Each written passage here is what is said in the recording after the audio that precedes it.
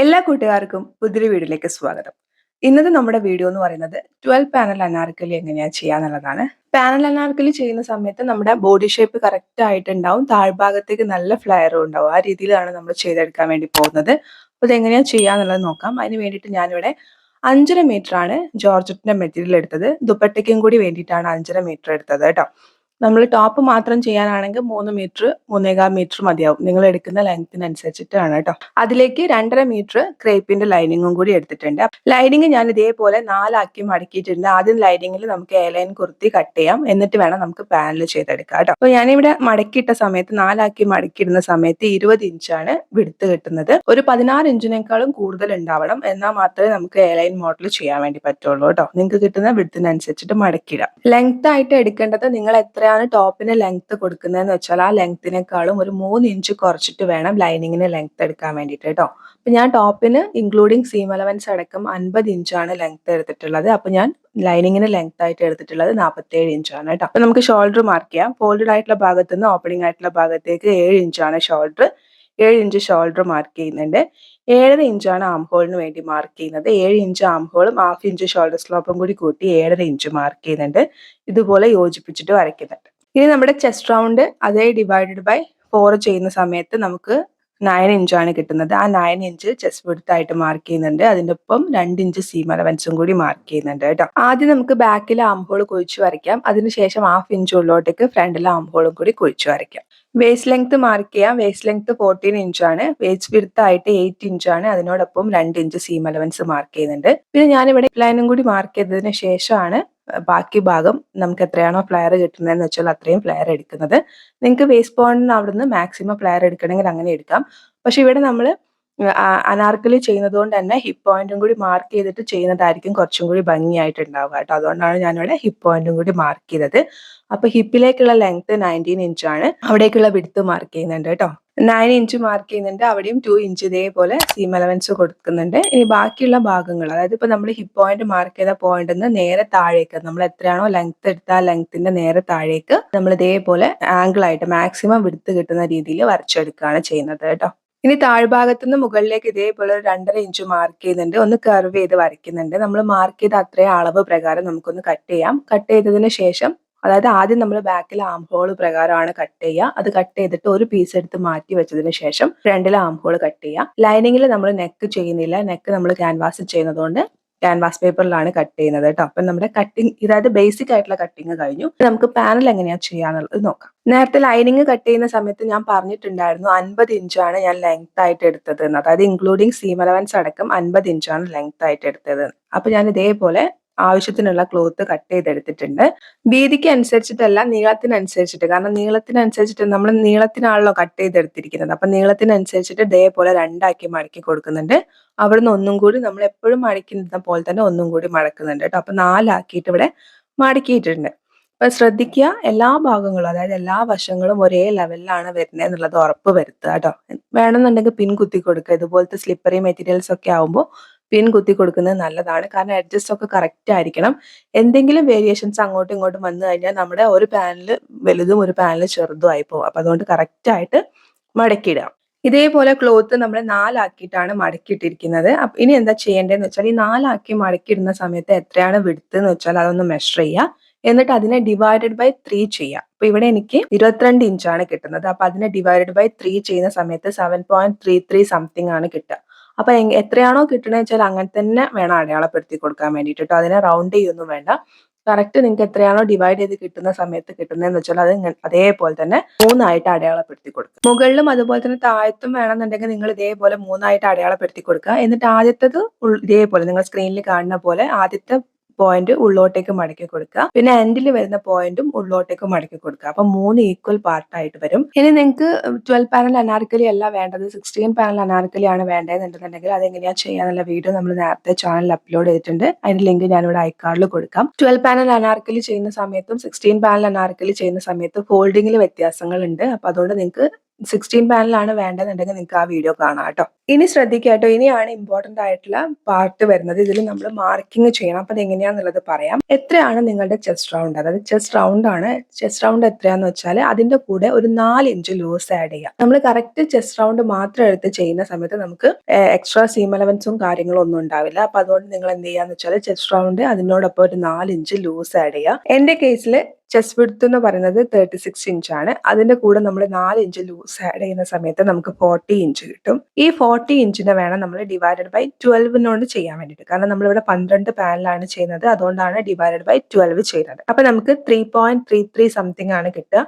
അതിനെ നമുക്കൊരു 3.5 ആയിട്ട് കൺവേർട്ട് ചെയ്യാം. ഈ 3.5നെ ഡിവൈഡഡ് ബൈ 2 ചെയ്യാം. എന്തിനാ ഡിവൈഡഡ് ബൈ 2 ചെയ്യുന്നതെന്ന് വെച്ചാൽ നമ്മൾ ക്ലോത്ത് മടക്കിയിട്ടാണ് ഇട്ടിരിക്കുന്നത്. അപ്പൊ അതിനോട് വേണ്ടിയിട്ടാണ് ഡിവൈഡഡ് ബൈ 2 ചെയ്യാൻ വേണ്ടി പറഞ്ഞത് കേട്ടോ.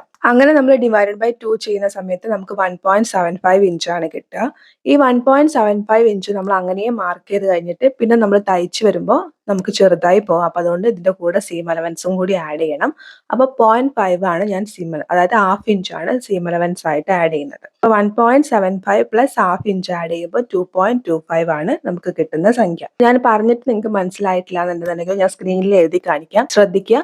ഇവിടെ 36 ഇഞ്ച് എന്നുള്ളത് എന്റെ അളവാണ്. അവിടെ നിങ്ങൾ നിങ്ങളുടെ അളവാക്കി കൊടുക്കുക എന്നുള്ളത് മാത്രമേ ചെയ്യേണ്ടതായിട്ടുള്ളൂ കേട്ടോ. ബാക്കി ആ മെത്തേഡ് ഫോളോ ചെയ്താൽ മതി. ഇപ്പൊ നമുക്ക് കിട്ടിയിട്ടുള്ള ഈ 2.25 ഇഞ്ച് വേണം നമ്മൾ മാർക്ക് ചെയ്യാൻ വേണ്ടിയിട്ട്. നിങ്ങൾ സ്ക്രീനിൽ നന്നായിട്ട് ശ്രദ്ധിക്കുക കേട്ടോ. അപ്പൊ നമ്മൾ ഈ ഒരറ്റത്തുനിന്ന് ഓപ്പോസിറ്റ് സൈഡിലേക്ക് 2.25 ഇഞ്ച് മാർക്ക് ചെയ്യുന്നുണ്ട്. ഈ ലെങ്ത് എന്ന് പറയുന്നത് നിങ്ങളുടെ വേസ്റ്റ് ലെങ്ത്, അതായത് നിങ്ങൾ കുറച്ച് വണ്ണമുള്ള ആൾക്കാരാണ് അല്ലെങ്കിൽ കുറച്ച് വയറുള്ള ആൾക്കാരാണെന്നുണ്ടെങ്കിൽ എത്രയാണ് വേസ്റ്റ് ലെങ്ത് എന്ന് വെച്ചാൽ അത് മാർക്ക് ചെയ്യാം. വണ്ണം ഇല്ലാത്ത ആൾക്കാരാണെന്നുണ്ടെങ്കിൽ ഈ വേസ്റ്റ് ലെങ്ത്തിന്റെ കൂടെ ഒരു 2 ഇഞ്ചോ 3 ഇഞ്ചോ മാർക്ക് ചെയ്യുകയാണെങ്കിൽ നമുക്ക് കുറച്ചും കൂടി ഷേപ്പ് ഉണ്ടാവും. അപ്പൊ വണ്ണം ഉള്ളവരാണ് അല്ലെങ്കിൽ വയറുള്ളവരാണെങ്കിൽ മാർക്ക് ചെയ്യേണ്ട, നിങ്ങൾ വേസ്റ്റ് ലെങ്ത് മാത്രം മാർക്ക് ചെയ്യാം. വണ്ണം ഇല്ലാത്തവരാണെന്നുണ്ടെങ്കിൽ നിങ്ങൾക്ക് ഒരു 3 ഇഞ്ച് ഇതിന്റെ കൂടെ മാർക്ക് ചെയ്യാം. എന്റെ വേസ്റ്റ് ലെങ്ത് എന്ന് പറയുന്നത് 14 ഇഞ്ചാണ്. ഞാൻ അതിന്റെ കൂടെ 3 ഇഞ്ചും കൂടി മാർക്ക് ചെയ്തിട്ട് 17 ഇഞ്ചാണ് ലെങ്ത് മാർക്ക് ചെയ്യുന്നത്.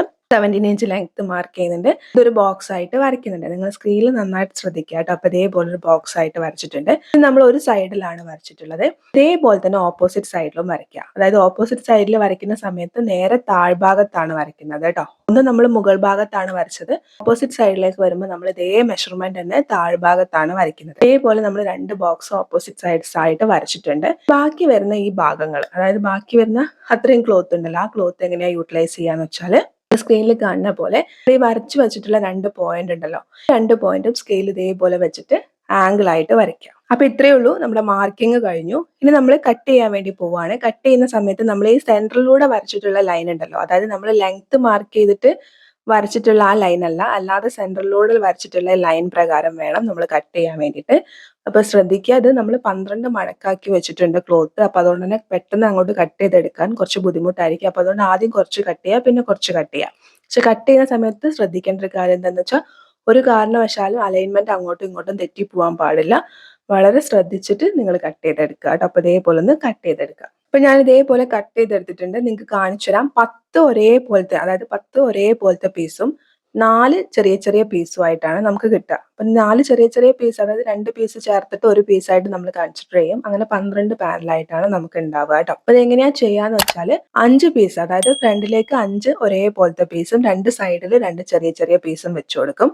അതേപോലെ തന്നെ ബാക്കിലും 2 സൈഡിൽ ചെറിയ ചെറിയ പീസും സെന്ററിൽ 5 ഒരേപോലത്തെ പീസും വെക്കും. അപ്പൊ ഇങ്ങനെയാണ് ഉണ്ടാവുക കേട്ടോ. ഇനി നമ്മൾ കട്ട് ചെയ്തിരിക്കുന്ന ഈ പാനലൊക്കെ നമുക്കൊന്ന് ജോയിൻ ചെയ്തെടുക്കാം. അപ്പൊ ആദ്യം ഞാൻ പറഞ്ഞ പോലെ ഇതേപോലത്തെ ചെറിയ പീസ് എടുക്കുക. അതിന്റെ നല്ല വശത്തിന്റെ മുകളിൽ നമ്മുടെ അടുത്ത പീസ്, അതായത് രണ്ടാമത്തെ പീസിന്റെ നല്ല വശം വെക്കുക. രണ്ടാമത്തെ പീസ് എന്ന് പറയുന്നത് മൊത്തം അളവ് കറക്റ്റ് ആയിട്ടുള്ള പീസ് ആയിരിക്കും. സൈഡിൽ വരുന്നത് പകുതിയുള്ള പീസ് ആയിരിക്കും കേട്ടോ. ഇതേപോലെ നല്ല വശത്തിന്റെ മുകളിൽ നല്ല വശം വെച്ചിട്ടുണ്ട്. എന്നിട്ട് നമ്മൾ 1/2 ഇഞ്ചാണ് സീം അലവൻസ് വിട്ടിട്ടുള്ളത്. അപ്പൊ ആ 1/2 ഇഞ്ച് കണക്കാക്കിയിട്ട് ഇതേപോലെ ഒരു അറ്റത്തുനിന്ന് താഴ്ഭാഗം വരെ നിങ്ങൾ സ്റ്റിച്ച് ചെയ്യാം. സ്റ്റിച്ച് ചെയ്യുന്ന സമയത്ത് ഒരു സ്റ്റിച്ച് കൊടുത്താൽ പോരാ, ഒരു 2 സ്റ്റിച്ച് കൊടുക്കുന്നത് നല്ലതാണ്. സേഫ് ആൻഡ് സെക്യൂർ ആണ്. കാരണം എന്താണെന്ന് വെച്ചാൽ ഇത് കഴിഞ്ഞ് സ്റ്റിച്ച് ചെയ്ത് അതിന്റെ മുകളിൽ ലൈനിങ് വെച്ച് നമ്മൾ ഇട്ട് കഴിഞ്ഞിട്ട് ഇൻ കേസ് ആ സ്റ്റിച്ച് വിട്ടുപോയാൽ പിന്നെയും നമ്മൾ സ്റ്റിച്ച് ചെയ്യാന്ന് പറയുന്നത് കുറച്ച് ബുദ്ധിമുട്ടുള്ള കാര്യമാണ്. അതുകൊണ്ട് ആദ്യം തന്നെ ചെയ്യുന്ന സമയത്ത് ഒരു 2 സ്റ്റിച്ച് കൊടുക്കുന്നത് നല്ലതാണ് കേട്ടോ. അപ്പൊ ഇതേപോലെ നമ്മൾ സ്റ്റിച്ച് ചെയ്തെടുത്തിട്ടുണ്ട്. നിവർത്തിയിട്ട് നല്ല വശത്ത് സ്റ്റിച്ച് ചെയ്യുന്നതിനേക്കാളും നല്ലത് നമ്മൾ ഉള്ളിൽ തന്നെ 2 സ്റ്റിച്ച് കൊടുത്തിട്ട് സെക്യൂർ ചെയ്യുന്നതാണ് കേട്ടോ. ഇതേപോലെ ഒരു പീസ് നമ്മൾ സ്റ്റിച്ച് ചെയ്തിട്ടുണ്ട്. ഇനി ഒരു പീസും കൂടി എങ്ങനെയാ സ്റ്റിച്ച് ചെയ്യാന്നുള്ളത് കാണിച്ചു തരാം. അപ്പൊ രണ്ടാമത്തെ പീസിന് മുകളിലായിട്ട് 3ാമത്തെ രണ്ടാമത്തെ പീസിന്റെ നല്ല വശം വെക്കുക. സെയിം സ്റ്റിച്ച് തന്നെ ചെയ്യുക, 2 സ്റ്റിച്ച് കൊടുക്കുക കേട്ടോ. ഇതിങ്ങനെ കണ്ടിന്യൂസ് ആയിട്ട് ചെയ്യാം. ഞാൻ നേരത്തെ പറഞ്ഞ പോലെ 5 ഒരേപോലത്തെ പീസും 2 ചെറിയ ചെറിയ പീസും ഫ്രണ്ടിലേക്കും അതുപോലെ തന്നെ ബാക്കിലേക്കും കൂടി ചെയ്തെടുക്കുക കേട്ടോ. അപ്പൊ ഇങ്ങനെയാണ് ചെയ്തെടുത്താൽ ഉണ്ടാവുക. നിങ്ങൾ സ്ക്രീനിൽ കാണുന്ന പോലെയാണ് നമ്മളിത് സ്റ്റിച്ച് ചെയ്ത് കഴിഞ്ഞാൽ ഉണ്ടാവുന്നത്. നമ്മൾ സ്റ്റിച്ച് ചെയ്ത് മാറ്റി വെച്ചിട്ടുള്ള നമ്മുടെ പാനൽ എടുക്കുക. അതായത് ഫ്രണ്ടിലെ പീസ് എടുക്കുക. എന്നിട്ട് അതിനെ കറക്റ്റ് ഇതേപോലെ രണ്ടാക്കി മടക്കി കൊടുക്കുക. കറക്റ്റ് രണ്ടാക്കി മടക്കിയതിന് ശേഷം അതിന്റെ മുകളിലേക്ക് നമ്മൾ നേരത്തെ ഫസ്റ്റ് തന്നെ കട്ട് ചെയ്ത് മാറ്റി വെച്ചിട്ടുള്ള നമ്മുടെ ഫ്രണ്ടിലെ പീസ് ആണെങ്കിൽ ഫ്രണ്ടിലെ ലൈനിങ് വെക്കുക. എന്നിട്ട് ഈ ലൈനിങ് പ്രകാരം നമ്മൾ എന്ത് ചെയ്യുക, സൈഡ് കട്ട് ചെയ്യുക. അപ്പൊ ശ്രദ്ധിക്കുക, സൈഡ് കട്ട് ചെയ്യുന്ന സമയത്ത് നമ്മൾ ഇതേപോലെ ഷേപ്പിന്റെ ഭാഗം എത്തുന്ന സമയത്ത് ബാക്കി നമ്മളിങ്ങനെ കണക്ട് ചെയ്യുന്ന രീതിയിൽ അങ്ങോട്ട് കട്ട് ചെയ്തെടുത്താൽ മതി കേട്ടോ. താഴെ വരെ ലൈനിങ്ങിന്റെ ഷേപ്പിൽ കട്ട് ചെയ്യേണ്ട, മാക്സിമം ഫ്ലെയർ കിട്ടുന്ന രീതിയിൽ കട്ട് ചെയ്തെടുക്കുക. അപ്പൊ ഇതേപോലെ തന്നെ നിങ്ങൾ എന്ത് ചെയ്യുക, ബാക്കിലെ പീസും ചെയ്തെടുക്കുക. ഇനി നമുക്ക് ഇതിലേക്കുള്ള സ്ലീവ് കട്ട് ചെയ്യാം. സ്ലീവിന് വേണ്ടിയിട്ടുള്ള ക്ലോത്ത് ഇതേപോലെ 4 മടക്കിയിട്ടിട്ടുണ്ട്. ലെങ്ത് ആയിട്ട് 17 ഇഞ്ചാണ് എടുത്തിട്ടുള്ളത്. നിങ്ങൾക്ക് ഇപ്പോൾ ഫുൾ സ്ലീവ് ആണ് വേണ്ടതെന്നുണ്ടെങ്കിൽ അതിനനുസരിച്ചിട്ടുള്ള ലെങ്ത് എടുക്കുക കേട്ടോ. അപ്പൊ ഇതേപോലെ 17 ഇഞ്ച് ലെങ്ത്തിൽ ക്ലോത്ത് ഇതേപോലെ 4 മടക്കിയിട്ടിട്ടുണ്ട്. ഫോൾഡഡ് ആയിട്ടുള്ള ഭാഗത്തല്ല, ഓപ്പണിംഗ് ആയിട്ടുള്ള ഭാഗത്ത് നിന്ന് മുകളിൽ നിന്ന് താഴോട്ടേക്ക് 3.5 ഇഞ്ച് മാർക്ക് ചെയ്യുന്നുണ്ട്. ഈ 3.5 ഇഞ്ച് മാർക്ക് ചെയ്ത പോയിന്റ് നിന്ന് നേരെ സ്ട്രെയിറ്റ് ആയിട്ട് 2 ഇഞ്ച് മാർക്ക് ചെയ്യുന്നുണ്ട്. മുകളിലും 2 ഇഞ്ച് മാർക്ക് ചെയ്യുന്നുണ്ട്. എന്നിട്ട് ഈ പോയിന്റുകൾ തമ്മിലൊന്ന് ഇതേപോലെ ആംഗിൾ ആയിട്ട് വരയ്ക്കുന്നുണ്ട്. അതിന്റെ സെന്റർ ഒന്ന് കണ്ടുപിടിക്കുക. എന്നിട്ട് ഈ സെന്ററിലേക്ക് ആദ്യം മുകളിൽ നിന്ന് പൊക്കി വരയ്ക്കുക. എന്നിട്ട് താഴേക്ക് താത്തി വരയ്ക്കുക. ഒരു 1/2 ഇഞ്ച് പൊക്കിയും 1/2 ഇഞ്ച് താത്തിയും വരച്ചു കഴിഞ്ഞാൽ നല്ല പെർഫെക്റ്റ് ആയിട്ട് നമുക്ക് ആം ഹോൾ വരച്ചെടുക്കാൻ വേണ്ടി പറ്റും കേട്ടോ. ഇനി താഴത്തുള്ള വണ്ണം മാർക്ക് ചെയ്യുന്നുണ്ട്. അതിനോടൊപ്പം സീം അലവൻസും കൂടി മാർക്ക് ചെയ്തിട്ടുണ്ട്. ഇതേപോലെ ചരിച്ച് വരയ്ക്കുന്നുണ്ട്. നമ്മൾ മാർക്ക് ചെയ്ത അളവ് പ്രകാരം കട്ട് ചെയ്യുന്നുണ്ട്. സെന്ററിലും ഇതേപോലെ ഒരു കട്ട് കൊടുക്കുന്നുണ്ട്. ഇനി നമുക്ക് ഫ്രണ്ടിൽ ആം ഹോൾ കുഴിച്ച് വരയ്ക്കുന്നത് എങ്ങനെയാന്ന് നോക്കാം. നല്ല വശത്തിന്റെ മുകളിൽ നല്ല വശം വെക്കുക. എന്നിട്ട് നമ്മൾ നിവർത്തി വെക്കുക കേട്ടോ. നമ്മൾ കട്ട് ചെയ്ത് വെച്ചിട്ടുള്ള സ്ലീവ് നിവർത്തി വെക്കുക. നല്ല വശത്തിന്റെ മുകളിൽ നല്ല വശം വെക്കുക. ഏതെങ്കിലും ഒരു സൈഡ് ഫ്രണ്ടിലേക്ക് ആക്കിയിട്ട് എടുക്കുക. എന്നിട്ട് ഇതേപോലെ ഒരു 1/2 ഇഞ്ച് ഇങ്ങനെ ഒന്ന് കുഴിച്ചിട്ട് വരച്ചിട്ടൊന്ന് കട്ട് ചെയ്യുക. എന്നിട്ട് ഈ കട്ട് ചെയ്ത പീസ് ഏതാണെന്ന് അറിയാൻ വേണ്ടിയിട്ട് ജസ്റ്റ് ഇതേപോലെ ഒന്ന് മടക്കിയിട്ട് അവിടെ ഒരു നോച്ചും കൂടി കൊടുക്കുക കേട്ടോ. ഇനി നമുക്ക് ഇതിലേക്ക് സ്വീറ്റ് ആർട്ട് നെക്ക് വരയ്ക്കാം. ഞാൻ സ്വീറ്റ് ആർട്ട് നെക്ക് ആണ് കൊടുക്കുന്നത്. നമുക്ക് റെഫറൻസിൽ തന്നിട്ടുള്ള ഫോട്ടോയില് റൗണ്ട് നെക്ക് ആയിരുന്നു. നിങ്ങൾക്ക് ഏത് നെക്ക് വേണം നിങ്ങൾ നിങ്ങളുടെ ഇഷ്ടപ്രകാരം കൊടുക്കുക കേട്ടോ. അപ്പോൾ ഒരു ക്യാൻവാസ് പേപ്പർ എടുത്തിട്ടുണ്ട്. അതിന് കറക്റ്റ് 2 മടക്കി കൊടുക്കുന്നുണ്ട്. 3 ഇഞ്ചാണ് നെക്ക് വിഡ്ത്ത്. ആ 3 ഇഞ്ച് നെക്ക് വിഡ്ത്ത് മാർക്ക് ചെയ്യുന്നുണ്ട്. നെക്കിന് ഇറക്കമായിട്ട് 6.25 ഇഞ്ചാണ് മാർക്ക് ചെയ്യുന്നത്. നിങ്ങൾക്ക് എത്ര മാർക്ക് ചെയ്യാൻ പറ്റുക വെച്ചാൽ അത് മാർക്ക് ചെയ്യാം. എന്നിട്ട് ഇതേപോലെ ഒന്ന് ബോക്സ് ആയിട്ട് വരയ്ക്കാം. താഴേന്ന് മുകളിലേക്ക് ഇതേപോലെ ഒരു 2 ഇഞ്ച് മാർക്ക് ചെയ്യുന്നുണ്ട്. ഈ 2 ഇഞ്ച് മാർക്ക് ചെയ്ത പോയിന്റ് നിന്ന് ഈ നമ്മൾ വരച്ചിട്ടുള്ള കോളത്തിന്റെ പുറത്തേക്ക് ഒരു 1/2 ഇഞ്ച് മാർക്ക് ചെയ്യുന്നുണ്ട്. നിങ്ങൾക്ക് 3/4 ഇഞ്ച് മാർക്ക് ചെയ്യണമെങ്കിൽ 3/4 ഇഞ്ച് മാർക്ക് ചെയ്യാം. അതൊക്കെ നിങ്ങളുടെ ഇഷ്ടത്തിനനുസരിച്ചിട്ട് നിങ്ങൾ ഇതേപോലെ മാർക്ക് ചെയ്യാം. അപ്പൊ ആ മാർക്ക് ചെയ്ത പോയിന്റും ഇതേപോലെ നമ്മളൊന്ന് വരയ്ക്കുന്നുണ്ട്. ജസ്റ്റ് ലൈറ്റ് ആയിട്ടാണ് കേട്ടോ വരയ്ക്കുന്നത്. ഇതേപോലെ വരയ്ക്കുന്നുണ്ട്.